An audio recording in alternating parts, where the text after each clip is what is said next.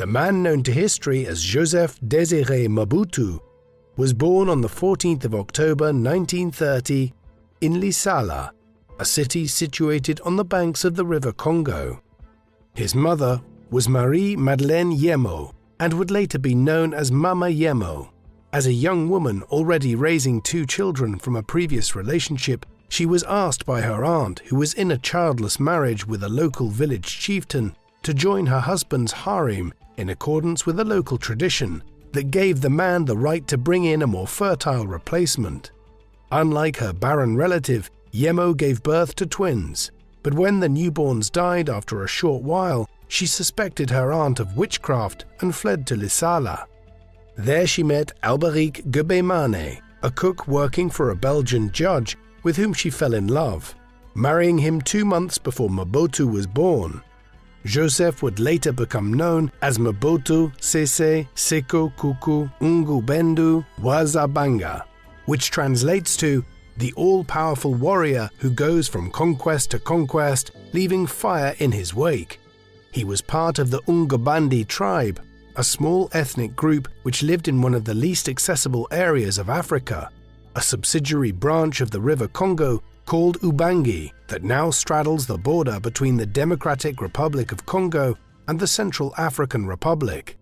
At the time of his birth in pre-independence Congo, the Ungubandi were seen as primitive and backwards by city dwellers, a stereotype that so embarrassed Mobutu he would dedicate much of his energy to changing it. Over the course of his life, Mobutu had 2 wives and several mistresses. In 1955, as an officer in the colonial force publique, he married his first wife, Marie Antoinette Gabia Tibwa Gogbe Yetene, who bore him 9 children before her death from heart failure in 1977.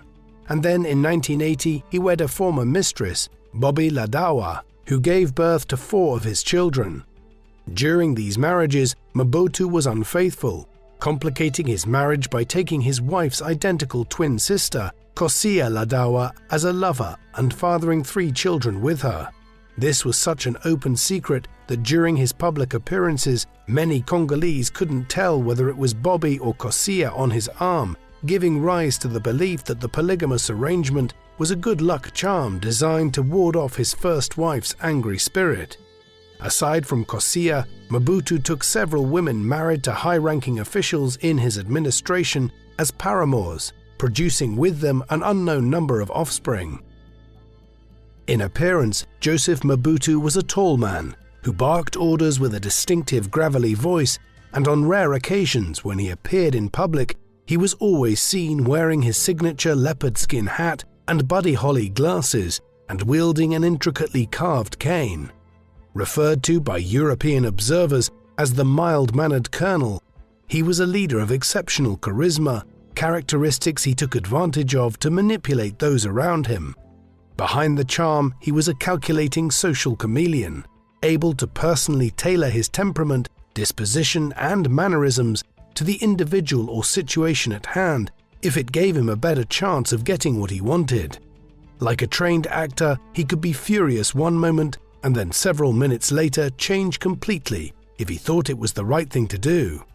Combined with his incredible memory, which enabled him to recall the name, profession, and tribal affiliation of anyone he had ever met, however brief the encounter, Mobutu's magnetism was a force of nature that allowed him unparalleled political power.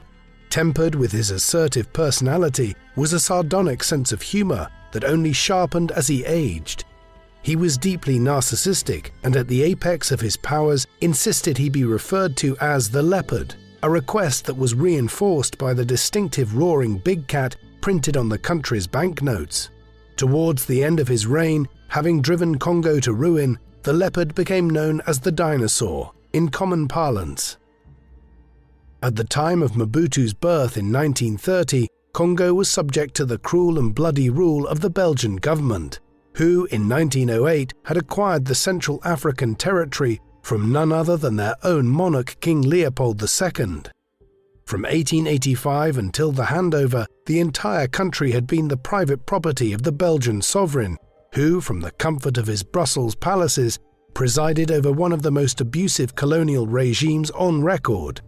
Leopold bled the country dry of its valuable rubber and other resources, using slavery which his officials framed as indenture.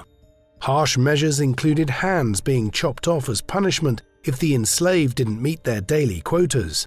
The Congolese fared no better under the thumb of the Belgian government, who continued the practice of forced labor and the large-scale exploitation of the populace.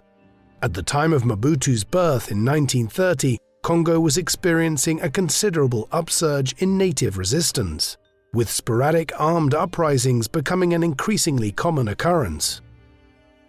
In contrast to most Congolese of the period, though, Mobutu had a rather privileged start to his life when the wife of the Belgian judge his stepfather worked for took a shine to him.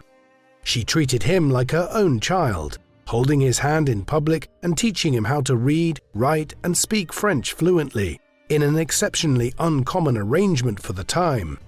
This lasted until he was 8 years old, when the death of his stepfather forced the judge and his wife to release them from their service, initiating a turbulent period in which his family moved around the country, relying on the generosity of relatives to keep them sheltered and fed. Transitioning from childhood to adolescence, Mobutu became a working man, helping in the fields while at the same time attending various missionary schools ran by Belgian priests.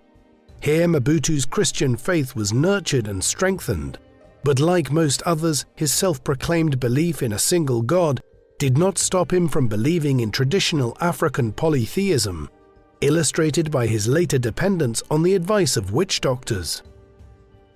Mobutu's peripatetic existence finally came to a close when he settled down with his uncle in the modern-day town of Mbandaka, which was then a colonial administration center called Coquilletteville.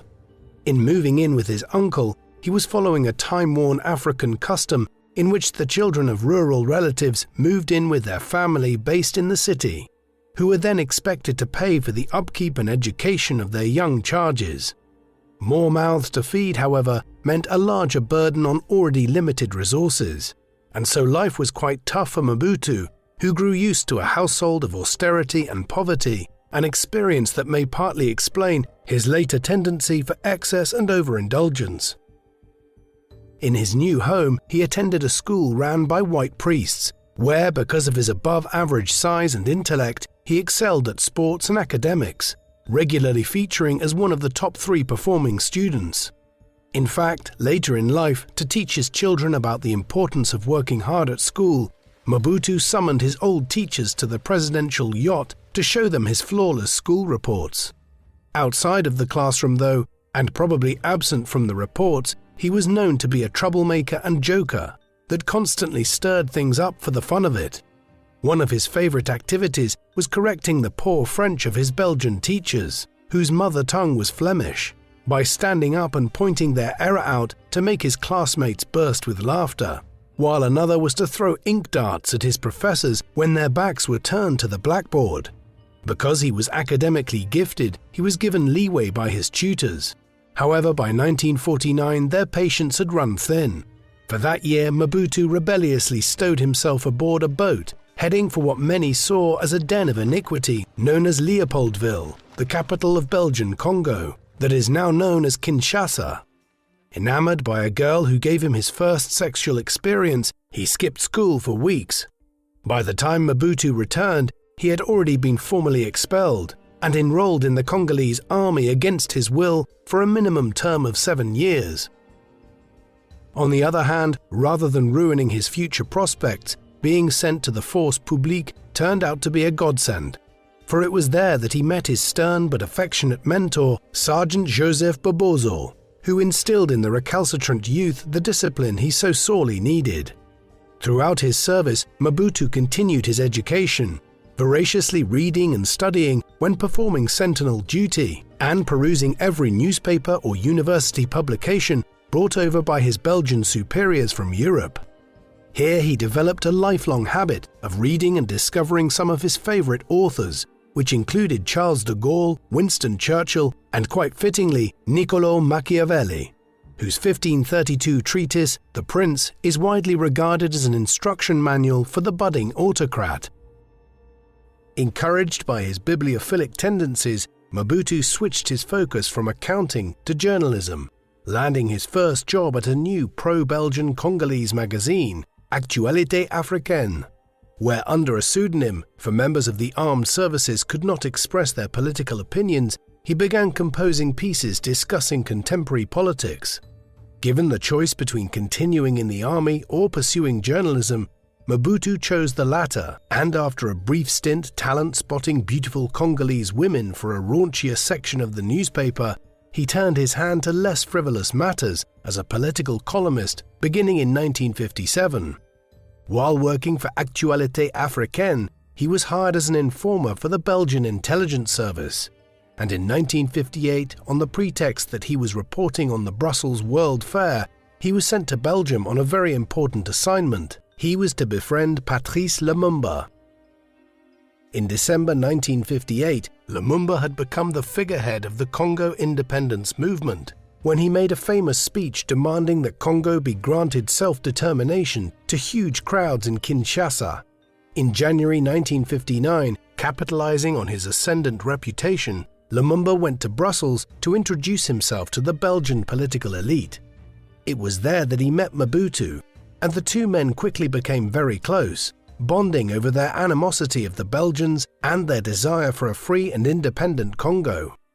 So impressed was Lumumba by his companion, who was 5 years his junior, that before long Mobutu had become his personal secretary.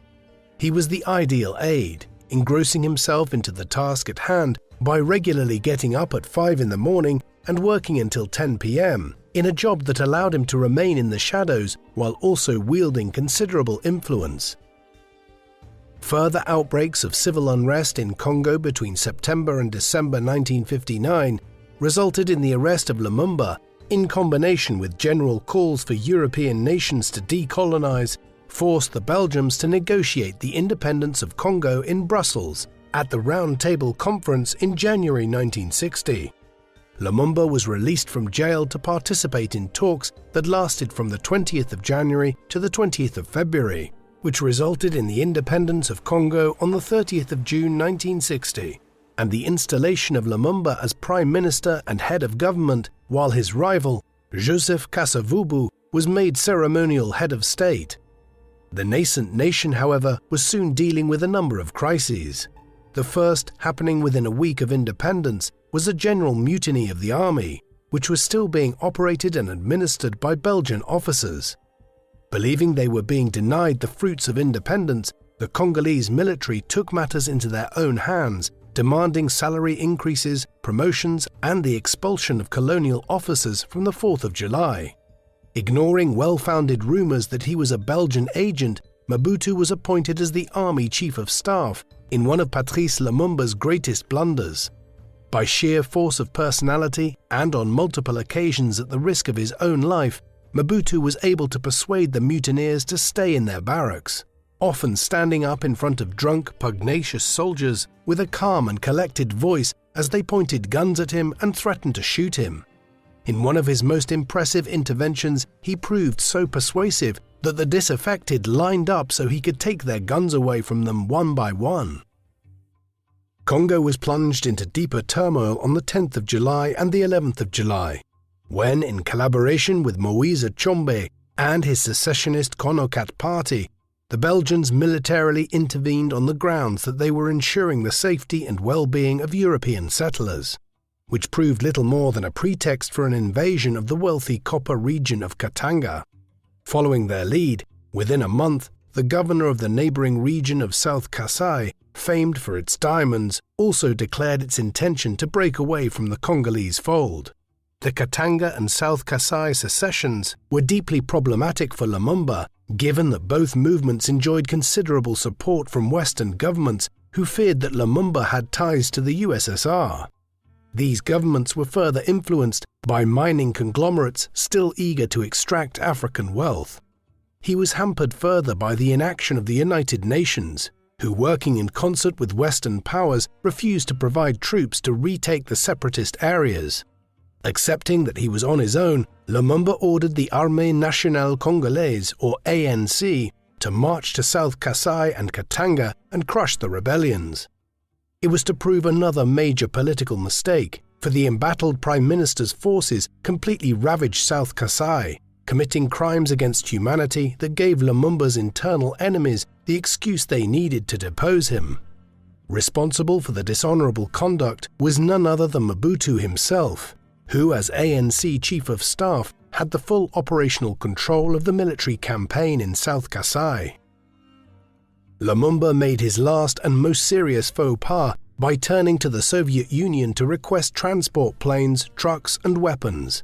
Duly obliging, Soviet Premier Nikita Khrushchev sent a cadre of Soviet technical advisors who were then installed at all levels of the Congolese government, an intervention that not only marked a dangerous escalation of the Cold War in Africa, but now gave Western powers an easy justification for his removal from office. With both his internal and external opponents on the same page, a vast conspiracy involving Belgium, the USA, the UN, and Mobutu was hatched to get rid of Lumumba.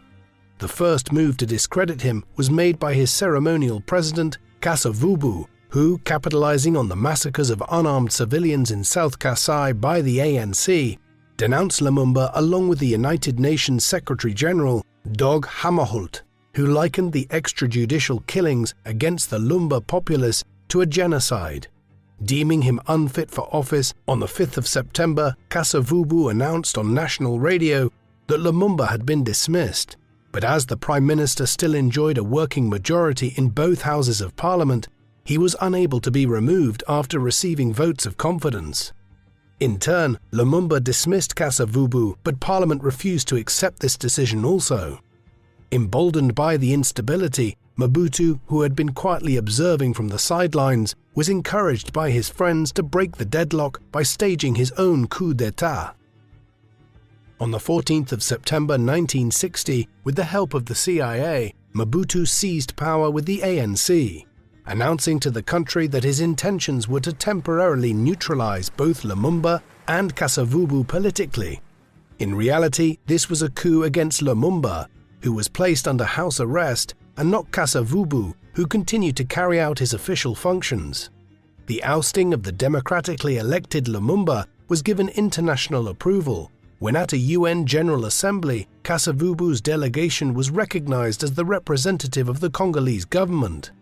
Belgian, US, UN, and Congolese officials now began considering ways to prevent the fallen Prime Minister returning to power, a process initiated as early as the 10th of September, when the Belgian Foreign Affairs Minister, Pierre Wigny, wrote ominously to his team at Brazzaville that responsible authorities had the duty to render Lumumba harmless. On the 27th of November, the opportunity to render him harmless came when Lumumba, realizing he could only regain the initiative through popular support, escaped from his bondage in an attempt to link up with his followers gathered at Kisangani. Working in conjunction with Mobutu, on December the 1st, US and Belgian intelligence agencies tracked him down to Lodi, located on the left bank of the Sankuru River. There they apprehended him and flew him back to Kinshasa, where, in the presence of Mobutu, he was brutally beaten.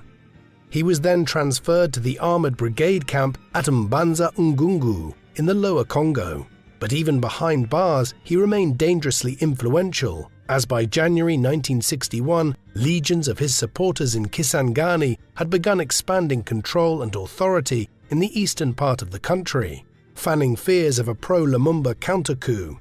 With Lumumba now a liability, a decision was jointly made by the Belgians, Americans, Mobutu, and other Congolese accomplices to assassinate him in an operation masterminded by the Belgians. Accompanied by two companions, Maurice Umpolo, the Youth and Sports Minister, and the Senate Vice President, Joseph Okito, Lumumba was bundled onto a plane heading for the Belgian stronghold of Katanga, and along with his comrades was so severely beaten by members of the Luba tribe, eager to exact revenge for the slaughter of their kinsman in South Kasai, that the Belgian aircrew had to shut themselves up in the cockpit to drown out the noise. Landing at Luano Airport in Lubumbashi, he was tortured and assaulted for hours by Katanga leaders and Belgian officers, shot by execution squad, and then in the final grisly step, his body was dissolved in acid. With Lumumba out of the picture, Mobutu and 4 other statesmen formed a shadowy political clique known as the Binza Group that was responsible for every major decision made by the government between 1960 to 1965. It was comprised of the individuals that had control of the 5 most important departments of government, namely the military, the security police, the foreign ministry, the central bank, and the internal affairs apparatus. These agencies were run by Joseph Mobutu, Victor Ndaka, Justin Bomboko, Albert Ndele, and Damien Kandolo. Together they worked closely with the American, Belgian, and UN officials to impose their will on the succession of weak civilian governments formed after the January 1961 assassination, and to eradicate from the political scene the rest of Patrice Lumumba's supporters. One of their first achievements was quelling the secessionist revolts in South Kasai and Katanga, which were concluded in July 1962 and January 1963 respectively, the latter with the assistance of UN troops. Then, due to continued heavy-handed tactics by government officials, widespread popular discontent led to 2 armed insurrections against the government by the end of 1963 that enveloped the western, northeastern, and eastern portions of the nation. The first uprisings, which centered around the west and northeast, were coordinated by Pierre Mulele, the first prominent Lumumbist to return to Congo after having spent the last 15 months training in revolutionary guerrilla warfare in the People's Republic of China. In the opening stages, Mulele scored a dramatic victory against Mobutu and the Binza Group by successfully seizing a large segment of Kwilu province, during which he was celebrated for killing an army colonel and commander. Legendary among his compatriots, Mulele became so popular among the revolutionary fighters that it was commonly believed he had invented a magic formula that transformed bullets into water. However, unable to expand his territorial gains, the revolution lost its urgency, with Mulele and his commanders making little progress in the Kwilu bush over the next 5 years. In August 1968, having gone to Brazzaville in the Republic of Congo for medical treatment, he was lured back to Kinshasa by the Binza Group on false promises of reconciliation. When he arrived on the 8th of October 1968, he was immediately apprehended and murdered in a horrifying display of brutality, which was a glimpse of the horrors Mobutu was capable of.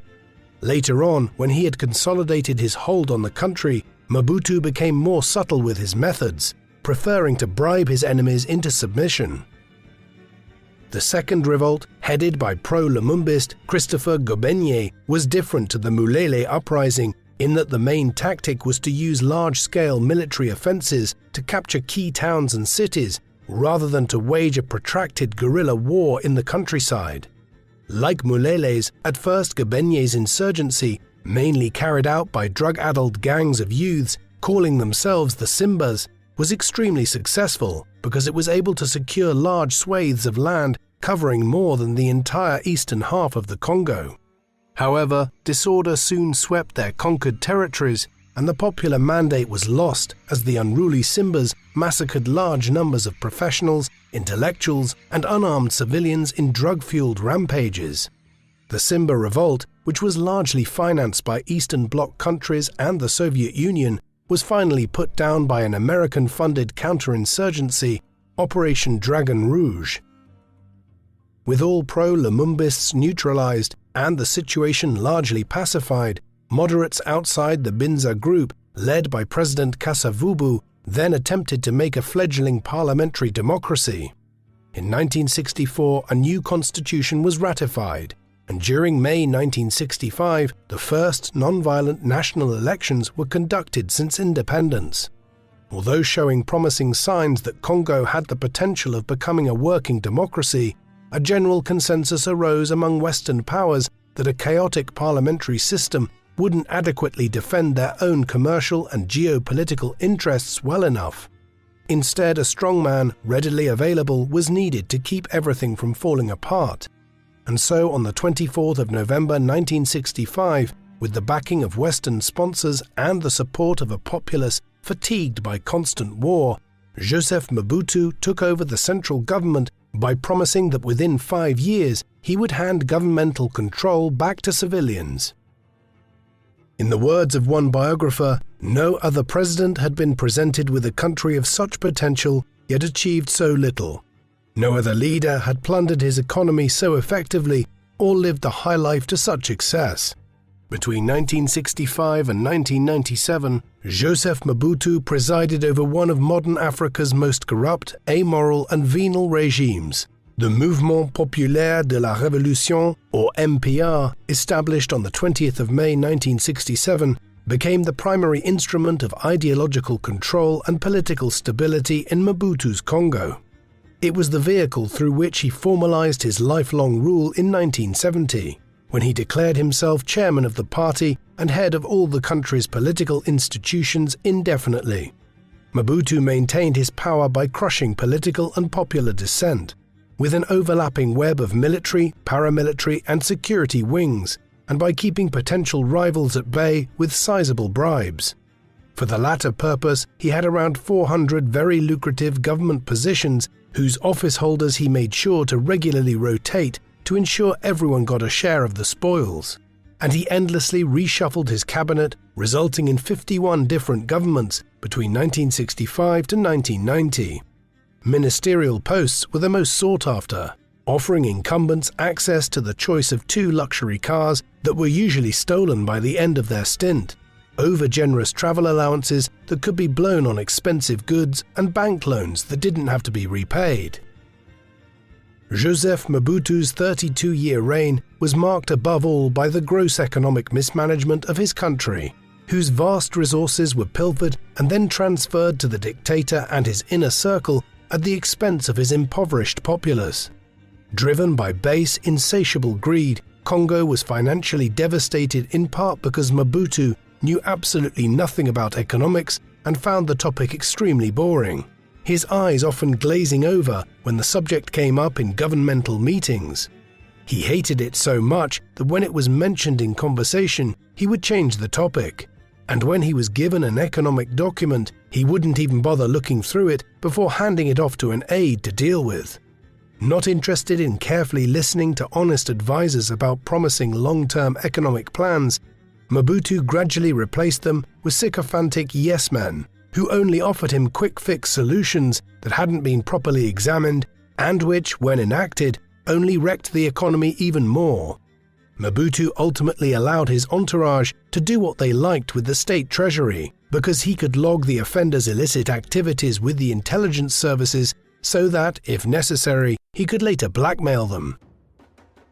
For 32 years, Mobutu presided over a broken state riddled with the most abusive forms of corruption, but he was ultimately able to cling on to the top job for so long because of the support of the USA, Belgium, and other Western benefactors. For the USA, whose main Cold War directive was to combat communist ideology wherever it developed, he was viewed as the strongman that Congo needed to stay together so that it, and indeed the whole of Central Africa, could more effectively fight off the advances of communism. For the Belgians as well as the Americans, maintaining a cooperative relationship with Congo was good press because it reinforced their own credibility as reliable international partners. The product of 5 years of political crisis, Mobutu inherited a nation mired in economic turmoil, in which gross domestic product, commercialized production, and agricultural exports had fallen off a cliff.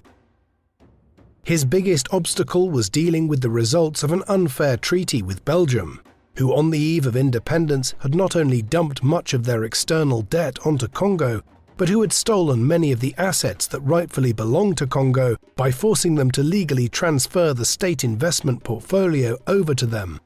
This put Mobutu, who was backed by Belgian patrons, in an awkward position, necessitating a strategy in which he served his puppet master's interests while at the same time adopting an antagonistic public stance against them. To challenge Belgian economic hegemony, Mobutu passed the 1966 Bakajika Law, which decreed that the state rightfully owned all land and mineral deposits, following this up in January 1967 with the nationalization of Congo's biggest mining company, UMHK, which was rechristened Gécamine. On the other hand, following Belgium's imposition of a copper embargo and economic sanctions, the agreement was altered so that a sister company of the UMHK was granted management, processing and marketing contracts, resulting in the strengthening of Belgium's hold and illustrating that despite his anti-Western rhetoric, the unprincipled Mobutu was perfectly happy to collaborate with them when necessary. Between 1968 and 1972, the only period of economic growth in his entire reign, stimulated by political stability and a hike in international copper demand as a result of the Vietnam War, it was mainly the Congolese gentry who reaped the rewards. Over this period, the Mobutu administration mainly invested in mining and manufacturing, while allocating disproportionately smaller funds to the sectors that would help normal Congolese the most, namely agriculture, transportation, health and education. The economic upturn coincided with Mobutu's first major national project, which took the form of an authenticity campaign designed to reunify the nation after the divisive 1960s. Launched in 1971, Congo was renamed Zaire, a word that derived from the Kikongo word for the Congo River, in line with Mobutu's vision of a modern and united Congo that would be built around a framework of ancestral and spiritual values as opposed to the Western materialism model that had been imposed on the country for the majority of its modern history. A new currency, also called Zaire, was introduced. The flag and national anthem were changed, the statues of Belgian monarchs were toppled, Belgian roads, buildings and cities were given African names, and formal greetings such as Madame and Monsieur were substituted with citoyen and citoyenne. The sweeping reforms even applied to the sartorial realm, where the European suit was banned in favor of a high-collared jacket personally designed by the autocrat, and provocative Western clothing such as the miniskirt was replaced with traditional African dresses. He resorted to spectacle to achieve his aims, most notably in 1974 when Kinshasa hosted the Rumble in the Jungle world heavyweight boxing match between George Foreman and Muhammad Ali, an international Black Pride event Mobutu hoped would translate into an uptick in national pride. Alongside the measures, Mobutu made moves to place himself right at the ideological heart of the unifying doctrine of authenticity through a process akin to self-deification. As Zaire germinated, so too did an extravagant personality cult that began referring to him as the guide, the helmsman, father of the nation, and founding president, with some officials even comparing him to the Messiah. Like an omnipotent being, his face was plastered on every newspaper, and at the beginning of the daily television news broadcast, his features would emerge godlike from a nimbus of clouds.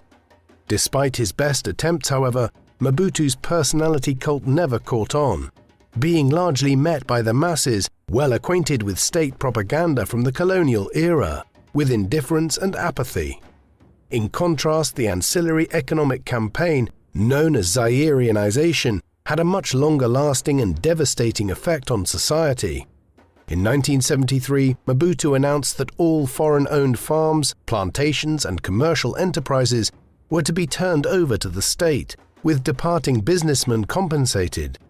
Setting out no guidelines for division of spoils, a mad scramble for the best assets and properties was set in motion, resulting in the redistribution of thousands of businesses totaling over $1 billion among the Zairian elite, in the most comprehensive nationalization ever seen in Africa. By the end, Mobutu had seized 14 plantations, merging them together in a conglomerate that had over 25,000 employees to make it the third biggest employer in the country.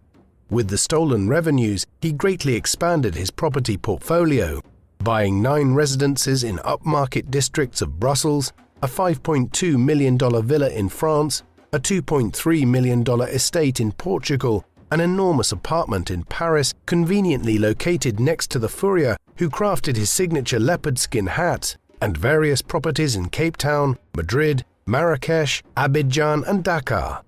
He also built an extravagant palace for himself at his home village of Gadabolite, a presidential villa in almost every town and city, and multiple accommodations in Kinshasa, including a hillside mansion with a private zoo. As for the rest of his henchmen, he made sure that all the ethnic groups he counted on for support received their fair due. Instead of operating their acquired businesses in a sensible manner, the Congolese elite, unfamiliar with how to run an efficient organization and not interested in doing so, squeezed them for every drop of cash. To paraphrase one contemporary, they were giving cattle herds to people who couldn't tell a bull from a cow. Ordinary Congolese citizens could only watch on in horror as businesses closed, prices skyrocketed, stock was emptied and sold, and jobs were doled out on nepotistic lines.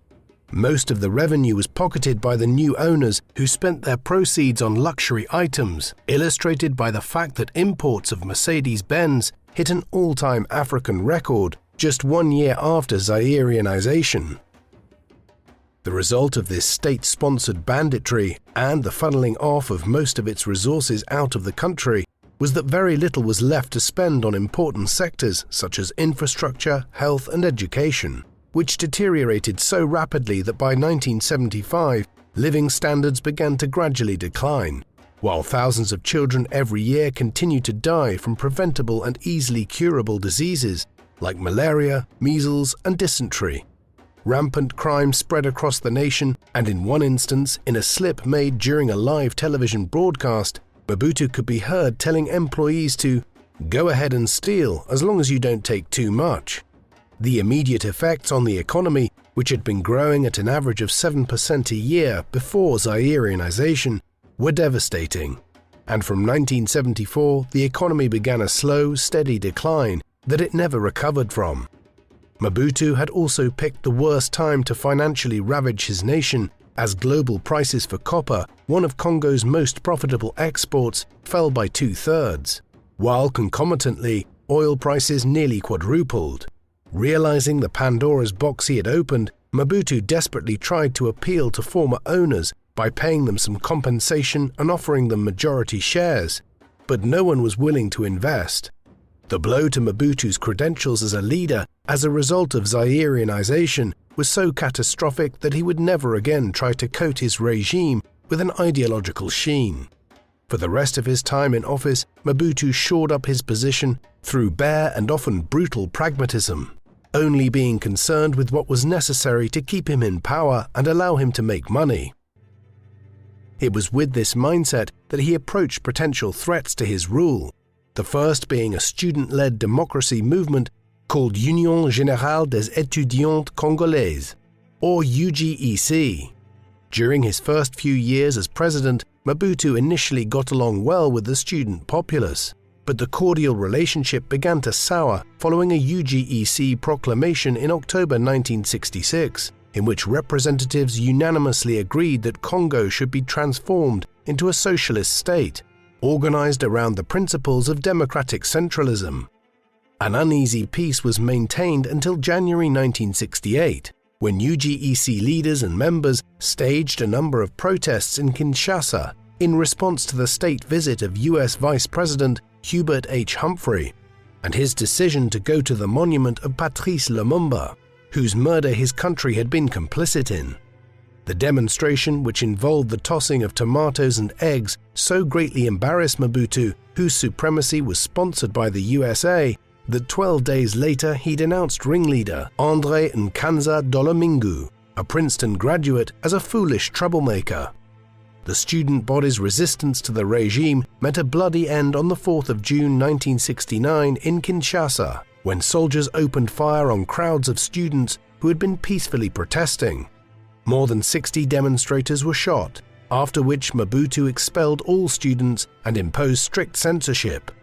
2 years later, when students held a memorial for their fallen comrades, Mobutu punished participants by forcing them to enlist in the armed forces, following this up with the founding of a single national university.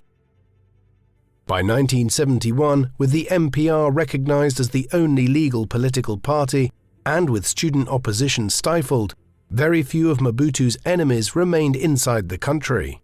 As a result, between 1969 and 1980, most of his critics, who were often former members of past Congolese governments, were based outside of Congo in exile. One of the biggest nuisances in this regard was MARC, founded in 1974 in Brussels by deserters of his regime. In a masterclass of Machiavellian machinations, in 1978 Mobutu defeated them by implicating them in a plot to overthrow the government, resulting in the execution of 13 of their acolytes and the sentencing to death of the movement's leaders in absentia. A couple of weeks later, having allegedly been lured into a Brussels apartment by a female secret agent, one of its founders, Kanyonga Mobatelli, was found shot dead in a mafia-style killing. While a simple but lethal solution was enough to stop MARC in its tracks, a more complex approach, requiring a much higher budget, was needed to thwart the FLNC, a Marxist armed opposition group based in neighboring Angola that mainly consisted of Congolese refugees, many of whom had fought on Moise Tshombe's side during the Katanga cessation of the 1960s. When the FLNC first invaded Congo in 1977, Mobutu relied on his armed forces, an organization so riven by corruption that most ordinary troops were demotivated and ill-disciplined. He did not even trust his top brass, going so far as to arrest a cabal of senior officers from the central Taleta region in 1975 for plotting a takeover. Thus it came as no surprise when in 1977, in what would become known as the First Shaba War, the Congolese military, renamed Forces Armées Zaïroises or FAZ, proved utterly incapable of doing their job. That year, FLNC chiefs assaulted Katanga province, which had been renamed Shaba, routed Mobutu's army, and captured the mining town of Kolwezi, their strategy being to hold on to the mineral-rich region for as long as possible in order to strangle the economy of Kinshasa.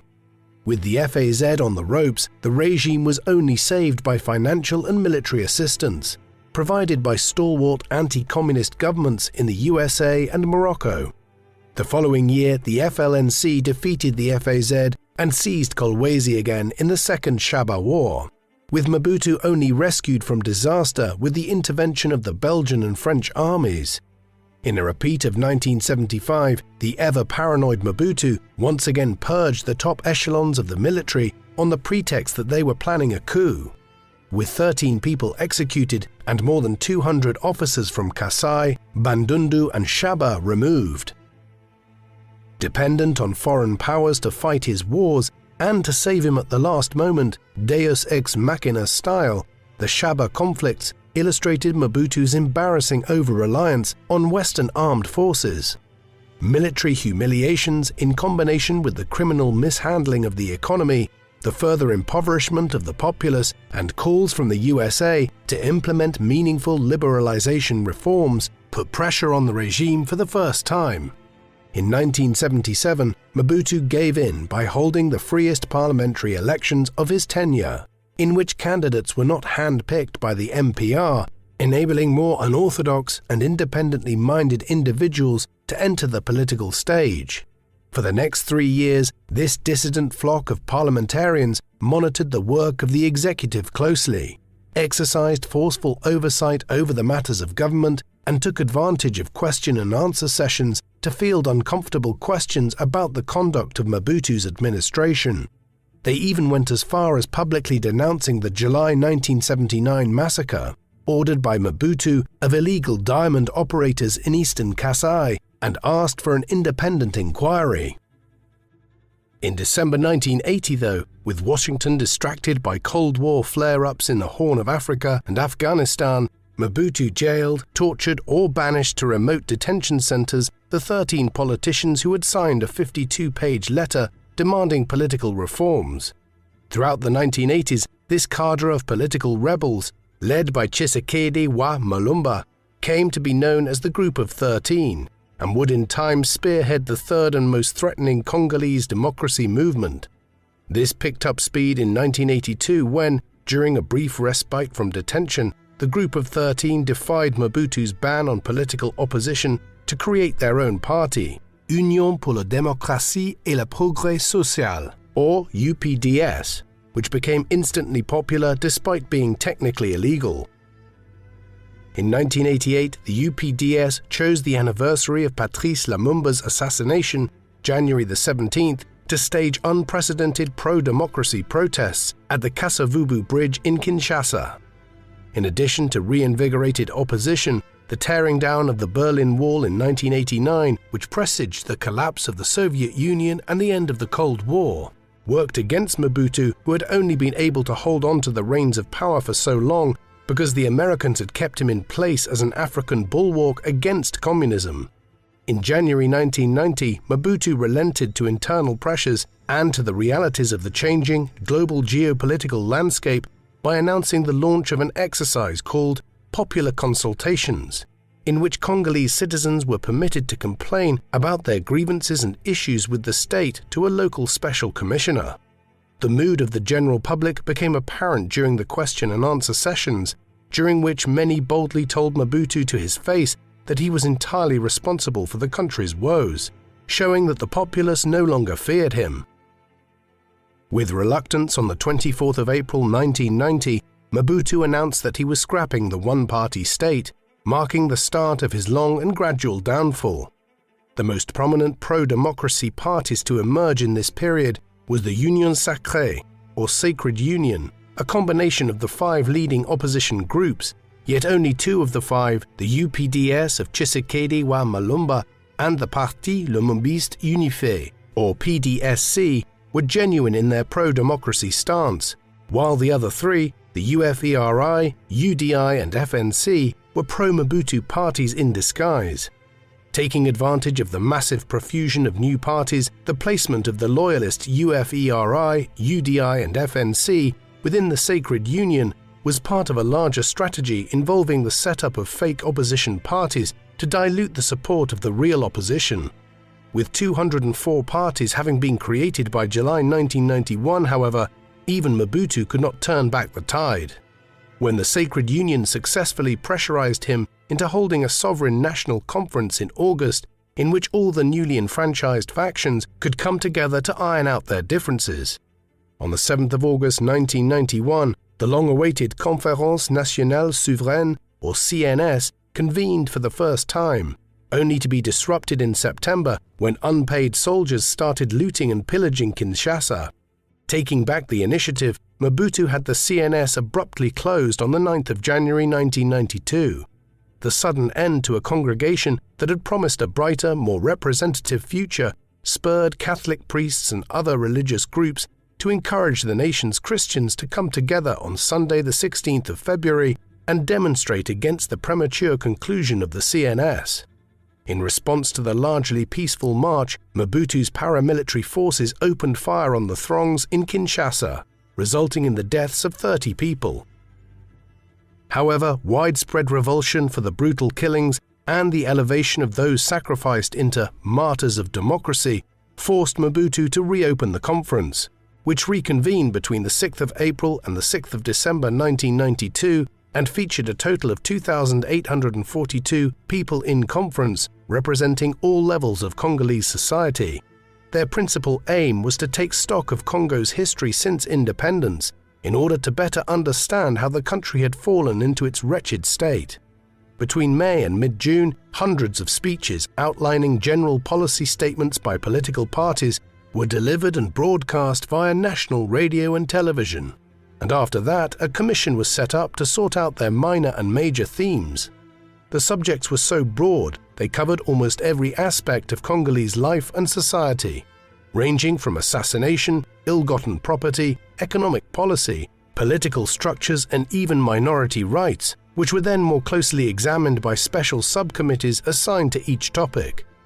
It was hoped that from this process a new list of state policies, a constitution for the new Third Republic, and a provisional constitution for the period of democratic transition could be put together. Mobutu did everything in his power to impede progress and frustrate pro-democracy advocates. This included blocking the reports on assassination and ill-gotten property to spare him embarrassment. He also interrupted the public reading of the Political Affairs Commission report for the same reason. From these negotiations was patched together an agreement called Le Compromis Politique Global, or Comprehensive Political Compromise, outlining a 2-year plan in which a government and parliament was to be elected by the CNS, while Mobutu stayed on as ceremonial president. On the other hand, Mobutu made sure to make the charter as vague as possible, leaving room for him to exploit various loopholes he would later use to his advantage. As soon as the compromise was transformed into the Provisional Constitution on the 4th of August 1992, the dictator got to work undermining the democratic transition by attempting to remove Tshisekedi wa Mulumba, the leader of the UPDS, as prime minister.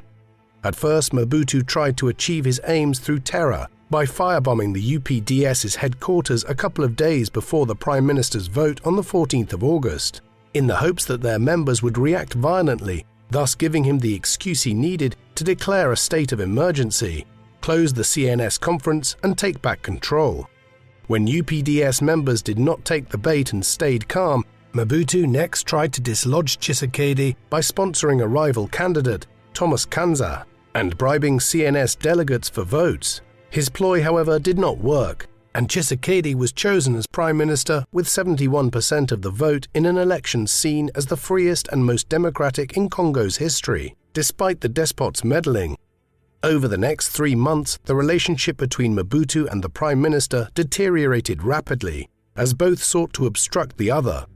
Taking advantage of the nebulous wording of the CNS charter, which hadn't clearly stated that the old constitution was invalid, Mobutu pounced on this ambiguity to argue that the old constitution was technically still valid.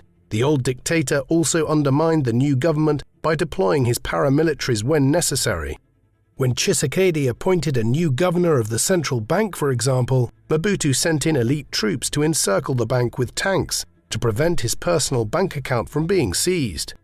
A near breakdown in their relations then came between 1992 and 1993, when Tshisekedi's home province of Eastern Kasai, motherland of the marginalized Luba people, was subject to a campaign of ethnic cleansing condoned by Mobutu that resulted in the deaths of over 5,000 people when the region refused to use a new currency issued by Kinshasa. These were the events that compelled Mobutu to carry out the third military coup of his career on the 1st of December 1992. In January 1993, Mobutu successfully persuaded all CNS military officers to side with him, leading to an eruption of violence in Kinshasa, during which Mobutu's paramilitaries fought against government forces. Taking advantage of a clause in the CNS charter which stated that the old parliament was only in recess and hadn't been dissolved, in March 1993, Mobutu recalled his government, creating a situation in which Congo now had 2 separate constitutions and legislatures. At the urging of internal and external mediators, both belligerents agreed to enter into discussions in September 1993, resulting in the ratification of a single institutional framework. The dual authority structure was removed in January 1994, with the establishment of a single legislature, composed mostly of members of Mobutu's National Assembly, while a single fundamental law was introduced on the 9th of April 1994 with the promulgation of the Constitutional Act of the Transition.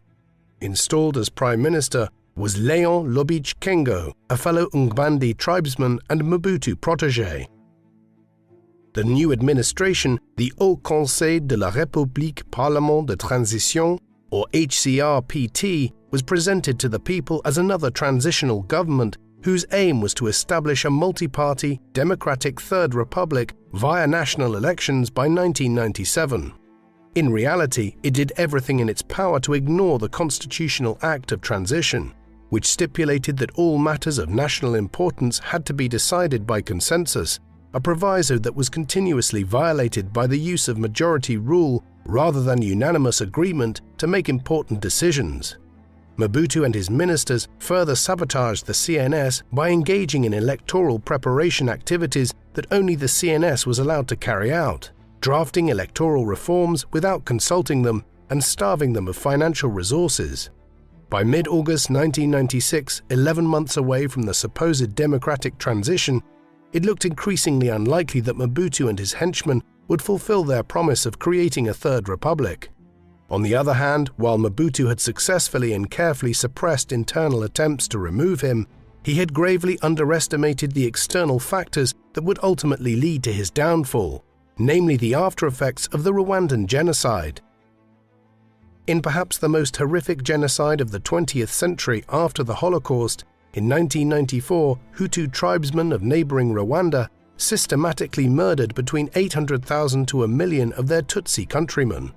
The slaughter was a direct result of decades of ethnic tensions artificially created by the Western powers that had presided over Rwanda, namely Germany and then Belgium, whose colonial administrations had viewed the Tutsi, the traditional ruling class of Rwanda, as superior to the Hutu.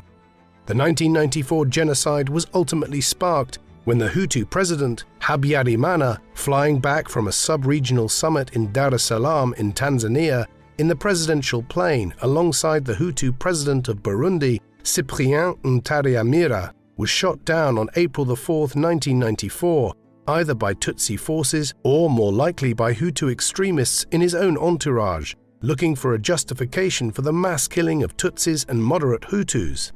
He was a close friend of Mobutu, and upon hearing the news, Mobutu spent the night in tears, fearful for the future. By June 1994, the Hutu perpetrators had been driven back by Paul Kagame's Rwandan Patriotic Army, or RPA, to the region of Kivu in eastern Congo, where, with Mobutu's backing, they were allowed to establish enormous bases, carry out cross-border raids into Rwanda, and from late 1996, ethnically cleanse Congo-based Tutsi. For many African leaders, Mobutu's decision to shelter Hutu terrorists and stoke the flames of inter-ethnic conflict in the region was the final straw.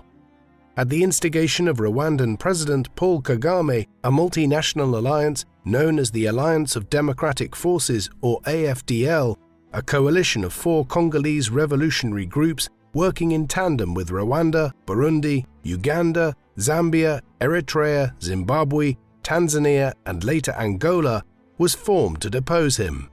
The man selected to replace Mobutu and who would lead the column of rebels to Kinshasa was Laurent Désiré Kabila, a former Congolese guerrilla commander who had for the past decade, in an obscure corner of eastern Zaire, made a living as an ivory and diamond trader. The plan was set in motion on the 6th of October 1996 when the RPA crossed over into Congo to destroy the Hutu strongholds in lockstep with the AFDL. Within a month and a half, the Hutu extremists and FAZ had been driven from the camp towns of Kivu, opening the way for the AFDL to make their way across the country to Kinshasa. Over the next 6 months, with throngs of child soldiers at his back, Kabila's forces and the Rwandan and Ugandan armies moved from one village to the next, shamelessly raping, looting and murdering Hutus in revenge as the Congolese army disintegrated. Meanwhile, holed up in his palace at Gedabolit, Mobutu desperately appealed to his few African friends and former Western allies, France, Belgium and the USA, to intervene, but to no avail, forcing him to resort to hiring white mercenaries, many of them Serbian perpetrators of the Bosnian genocide, to make up for the failings of the FAZ, whose ineffective chief of staff was soon replaced with a much more able and popular general, Dona Lieko Mahele. All the while, Mobutu ailed with prostate cancer that had been diagnosed after a routine health check in a Swiss clinic in Lausanne in August 1996. As a consequence of the draining radiotherapy treatment he was going through, Mobutu's decision-making became erratic and slow, his entourage looking on in bemusement as he time and time again failed to make split-second decisions that could save him. During his last few months in Zaire, Mobutu retired to a modest villa located near the border with the neighboring Republic of Congo, surrounded himself with his family and shutting out his political advisors and distrustful generals. Despite his poor health and to the disbelief of the American and Congolese envoys urging him to hand over power to Kabila, Mobutu still clung onto the hope that he could negotiate a solution to the present predicament. He had become so out of touch with events on the ground that on the 29th of April 1997, it was the American delegation that had to inform him that the last major town on the way to Kinshasa had fallen. On the 4th of May, the weakened president, who was too frail to climb the steep metal steps leading from the quayside to the deck by himself, had a face-to-face meeting with Kabila aboard a South African vessel docked in the neutral port city of Pointe-Noire, located in the Republic of Congo. Talks quickly broke down as the two men refused to budge on anything, making an ominous final showdown between the AFDI and Mobutu's FAZ in Kinshasa seem inevitable. However, the bloodbath was prevented when it was revealed that General Mahele, the head of the FAZ, had betrayed Mobutu and was planning to swear allegiance to Kabila. 24 hours after telling the despot that it was now impossible to win, Mahele, a man admired by ordinary Zairians for opening fire on looting soldiers, was shot in an assassination orchestrated by Mobutu.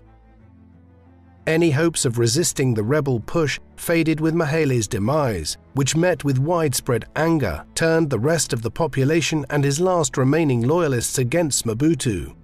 Even members of Mobutu's extended family abandoned him, with a cousin, General Nzimbi, organizing a foiled plot to down the presidential jet with a surface-to-air missile from the back of a jeep as it made its way to Gadabolit.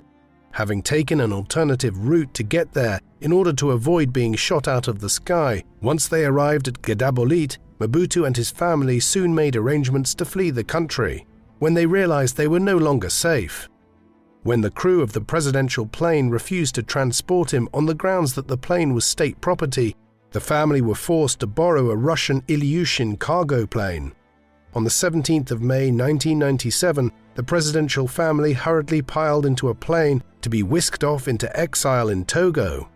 As it took off, rebel soldiers fired on it, but the bullets only penetrated the bodywork. When they landed, the Togolese dictator and one of Mobutu's oldest friends, Gnassingbé Eyadema, refused to shelter them, and so on the 23rd of May they made their way to Morocco, where after a month the ejected tyrant was admitted to Avicenne Hospital in Rabat for emergency surgery. On the 7th of September 1997, Joseph Désiré Mobutu, once the revered strongman of Congo, died as a result of complications from prostate cancer. Born into one of the most rapacious colonial regimes in Africa, Joseph Désiré Mobutu spent the first part of his life with his mother and stepfather on the estate of an affluent Belgian judge and his wife, who took him under her wing and treated him like he was one of her own. With the death of his stepfather, Mobutu roamed around the country with his mother, going from relative to relative until he was taken in by his uncle. At school he excelled at sports as well as academics, until he was thrown out and forced to join the Force Publique after he ran away from Leopoldville, the capital of the Belgian Congo.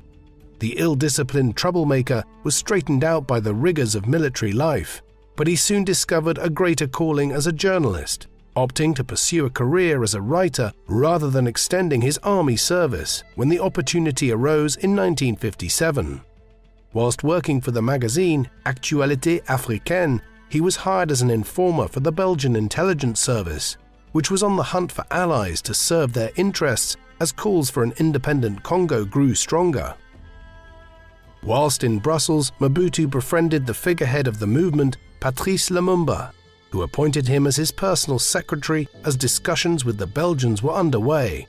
Following independence on the 30th of June 1960, Mobutu was instated as the chief of staff of the Congolese army, in order to quell a nationwide military revolt. On the 14th of September 1960, he launched a coup d'etat, and then afterwards, while working in collaboration with Belgium and the USA, he played a hand in the brutal murder of Lumumba. For the next 5 years, as a senior member of the shadowy political clique, the Binza Group, Mobutu pulled the strings from behind the scenes. Then, with the support of Western benefactors keen to halt the spread of communism, he pulled off a second coup d'etat on the 24th of November 1965. After brutally putting down the pro-Lumumbist Twiela and Simba rebellions by 1968, Mobutu consolidated his power with an iron fist, massacring pro-democracy students the next year and establishing the MPR as the only legal political party in 1970. To reunify the nation after the turbulent 60s, he embarked on his first and most ambitious national project in the form of the Authenticity Campaign, which de-westernized the country and renamed it Zaire. The subsidiary economic campaign, Zairianization, however, was a complete disaster. the country's vast resources being systematically appropriated and plundered by Mobutu and his greedy Zairian elite. By the late 1970s, the Zairian army's embarrassing performance in the Shaba Wars, in combination with irreversible economic decline caused by Zairianization and American pressure, forced him to hold the freest election of his tenure in 1977. However, by 1980, when the international spotlight was off Zaire, Mobutu reaffirmed power by purging all pro-democracy advocates. Throughout the 1980s, with his popularity at an all-time low, Mobutu's supremacy was challenged by the growth of a dissident democratic movement, the UPDS, ultimately culminating in enormous pro-democracy protests in 1988. By 1990, following the collapse of international communism and the fall of the Berlin Wall, he could no longer rely on the Americans to keep him in office, forcing him into a series of democratic concessions. That year, he abolished the one-party state, promising a transition to democracy that would start with the convening of a sovereign national conference. However, Mobutu did everything he could to sabotage the process and the democratically elected government, resulting in his third and final coup d'etat on December 1, 1992. Mobutu, however, was ultimately dethroned by a fatal political miscalculation. Choosing to shelter and assist perpetrators of the 1994 Rwandan genocide, in 1996 an international alliance of African states and Congolese revolutionary groups, the AFDL, was formed to extirpate Hutu extremists in eastern Congo and to depose Mobutu. Over the next 7 months, as Mobutu was dying from prostate cancer, his army was routed, with Laurent Désiré Kabila's forces closing in on Kinshasa by May 1997. No longer safe in his own country, Mobutu and his family fled to Togo and then to Morocco, where on the 7th of September 1997 he died from his illness. What do you think of Joseph Désiré Mobutu? Do you think he cared for his country at all? Or do you think he was only driven by self-interest? Please let us know in the comment section. And in the meantime, thank you very much for watching.